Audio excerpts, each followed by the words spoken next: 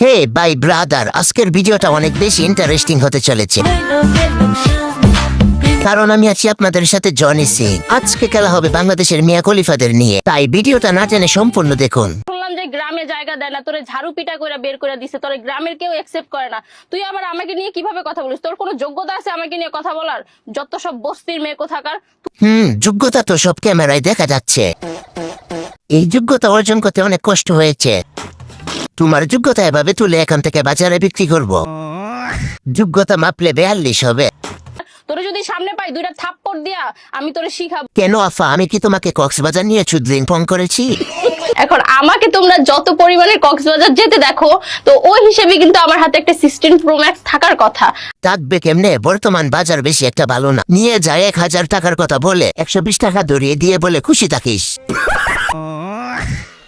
আর 16 Pro Max তো আর একদিন দুই দিনে হয়ে যায় না, অনেক পরিশ্রম করতে হয়। এখন যাদের হাতে তুমি 16 Pro Max মানে দেখতে পাচ্ছ, তুমি কি মনে করেছো তারা একদিন দুই দিনে পেয়ে গেছে? তারা জার্নি করেছে, প্রচুর জার্নি করার পর দেন হচ্ছে প্রচুর জার্নি করে 16 প্রো ম্যাক্স কিনতে হবে। কি জার্নি বুঝতে পারলাম না। আইফোন পাওয়ার জন্য যা জার্নি করা লাগে তারা সেটা করেছে। ও, আমি জনি দাদা থাকতে কেন যে এত জার্নি করতে যাও?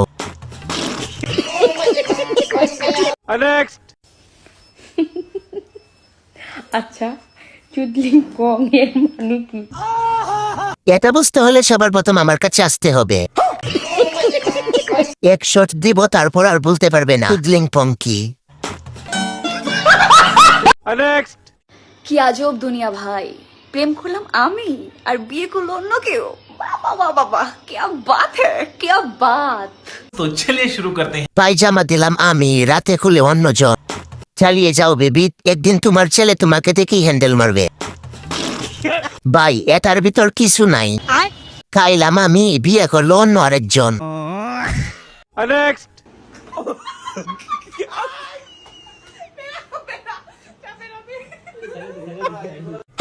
तो चलिए शुरू करते हैं। ভাইয়া, তুমিও তাদেরটা ধরো, সমান সমান হবে। বৈষম্যবিহীন বাংলাদেশ দরকার, তুইও টিপ দে ভাই। ভাই, আপনিও টিপে দেন, নারী পুরুষ সমান অধিকার। কি ভেবেছেন ছেড়ে দিবে? ও দিবে অফলাইনে। আমাদের সমাজে পুরুষ আজ কতটা অবহেলিত। আজকাল ছেলেরাও মেয়েদের কাছে নিরাপদ না।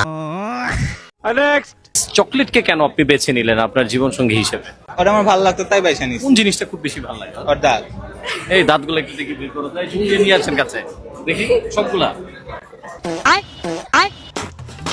तो चलिए शुरू करते हैं। দাঁত দেখে প্রেমে পড়ার যে ব্যাপারটা, আমি বুঝলাম না ওর প্রশংসা করলো না ওর অপমান করলো। দাঁতের কাছে কুতালো হার মানে। ওর দাঁতের উপর যারা ক্রাশ খায় তারা দয়া করে জুড়ে থাকে। আজ দাঁত নাই বলে কেউ ক্রাশ খায় না।